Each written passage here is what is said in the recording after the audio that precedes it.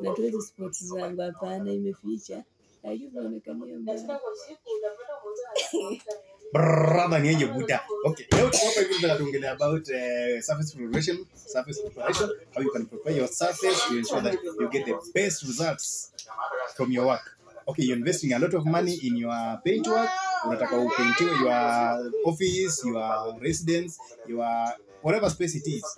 Whether ni nje, ni ndani, ni juu ya mabati, ni kwa floor, whatever it is.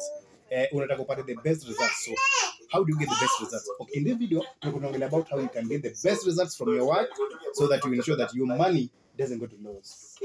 As in, pesa yako haimkunywi maji. Usikasikia pesa imekunywa maji. Hataki pesa imekunywa maji. So in this video, to dedicate this video here kuongea about surface surface preparation, what you can do, what you should do, what the supplies you need, and everything that you need to ensure that you're producing the best, or you're achieving the best result. So value for money, money for value for your money.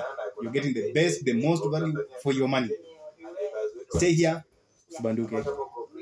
That is yes, that's how you're supposed to speak. Inafaa tuongee chat. Kingevo. Bado pia unaona hii video tunaongea pole pole sana yenye